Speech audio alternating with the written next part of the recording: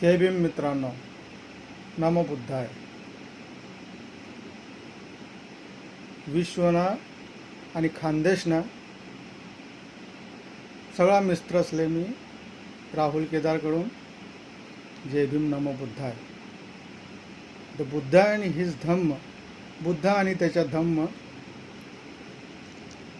How पहिला episode मी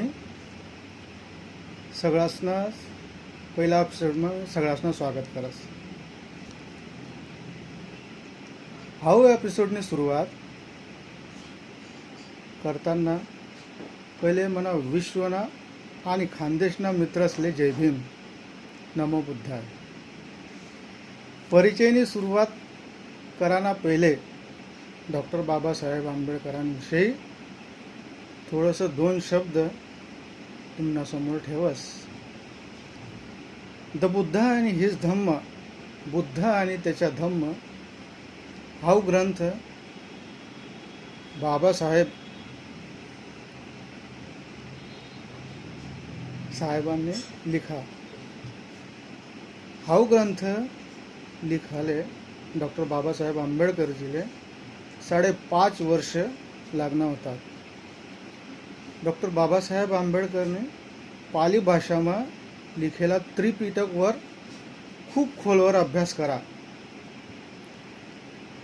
सगळा धर्मना अभ्यास 21 वर्षपर्यंत करा आणि शेवट निष्कर्षमा डॉक्टर बाबासाहेब आंबेडकरांनी द बुद्ध अँड हिज धम्म, बुद्ध आणि त्याचा धम्म हा ग्रंथ लिखा होता. हा ग्रंथ 1947 मा 1957 मा प्रसिद्ध व्हायला होता. पण डॉक्टर बाबासाहेब आंबेडकर यासनं महापरिनिर्वाण 6 डिसेंबर 1956 मा व्हायला होता. 5 डिसेंबर 1956 मा रातना 2 वाजेपर्यंत डॉक्टर बाबासाहेब आंबेडकर द बुद्ध आणि हिज धम्म ही प्रस्तावना लिखी राहिला होता.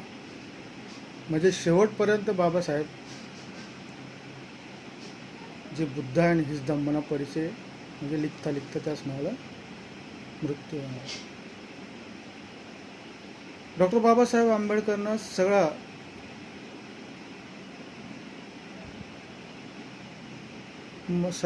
महत्त्वाना ग्रंथ म्हणजे द बुद्ध आणि हिज धम्म, बुद्ध आणि त्याचा धम्म हा ग्रंथ लिखाले निर्माण कराले बाबासाहेब खूप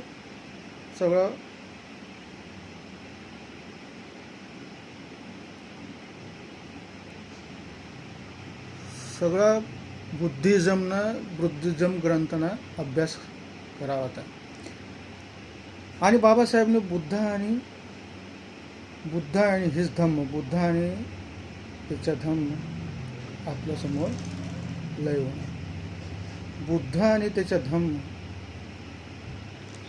बुद्ध आणि हिज धम्म हा ग्रंथ आपल्यासमोर कसा काय होणार ह्यानं थोडीशी गोष्ट बाबासाहेबांनी पुन्हा जेव्हा सांगा. जेव्हा बाबासाहेब हे बुद्धना चरित्रवर लिखायला बसणार होतात तेव्हा बाबासाहेब आंबेडकरजी ने त्रिपिटक जे बुद्धना ग्रंथ से ते वाचायला सुरुवात केली होती. जवळ हा त्रिपिटक ग्रंथ वाचायला बसणार होता बाबासाहेब तेव्हा बाबासाहेब डोकाले हात लायसने बसणार. तेव्हा बाबासाहेबने विचार करा की काही काम त्यांना जो मजकूर होता लिखला होता, जे बुद्ध आणि हिज धम्म हा ग्रंथमा जो मजकूर लिखला होता तो सगळं ब्राह्मणवाद वर दिसणार. हा सगळा त्रिपिटकमा समाविष्ट करेल से. हा सगळा अवतारवाद से बुद्ध एक जागावर थेन अदृश्य वैष्णव दुसरी जागावर दिसस अशी ॲडिशनली त्यांच्या ॲड करायचे.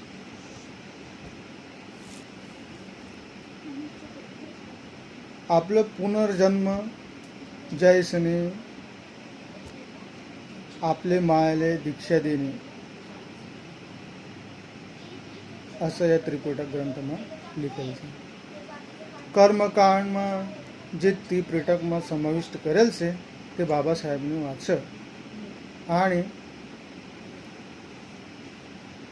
विचार करायला लागणार की बुद्धने જે કર્મકાંડના વિરુદ્ધમાં બ્રાહ્મણવાદના વિરુદ્ધમાં આપણે પૂર્ણ જીવન સંઘર્ષ કરેલ હતો. કર્મકાંડને બુદ્ધના જીવનમાં સમાવિષ્ટ કરેલ છે. ધ બુદ્ધ એન્ડ હિઝ ધમ્મ बाबा साहेबने बुद्ध आणि त्याच्या धम्म हा ग्रंथ लिखाणा वेळेस एक निष्कर्ष काढा की बुद्धीवर जे विज्ञानवर खरा उतरी, जे आपली बुद्धीवर किंवा विज्ञानवर खरा उतरी तोच खरा बुद्ध. आणि बाकी जे विज्ञानवर आणि बुद्धीवर सुसंगत वस नाही ते सगळं ब्राह्मणवाद. ते सगळा तर्कना फिल्टर करीसने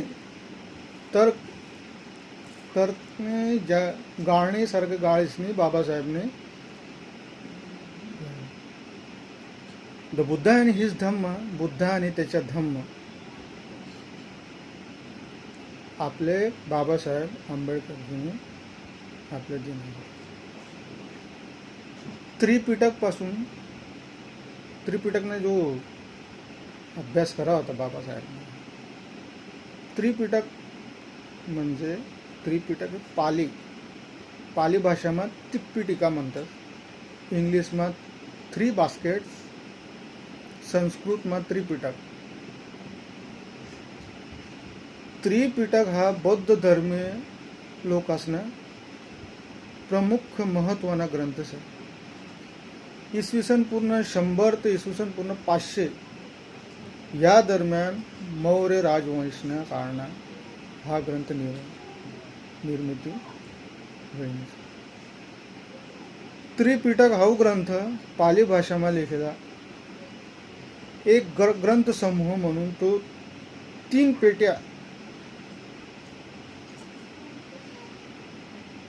पेटासना किंवा 3 भागમાં विभागेल છે. त्रिपिटकના 3 भागમાં विभाजित व्हायल છે. पहिला भाग विनय पिटक, दुसरा भाग सुत्त पिटक, तिसरा भाग अभिधम्म पिटक. या 3 पिटकामुळे या ग्रंथले त्रिपिटक हाही नाव पडेल છે. आता आपण विचारसूत की हा ग्रंथ पाली भाषाમાં लिखेल છે, तर पाली भाषा ही डिटेल आपले माहिती राहिलेच पाहिजे. पाली भाषा ही भारतीय उपखंडमधील एक प्राकृतिक भाषा आहे होती. आज ज्या प्रदेशले हिंदी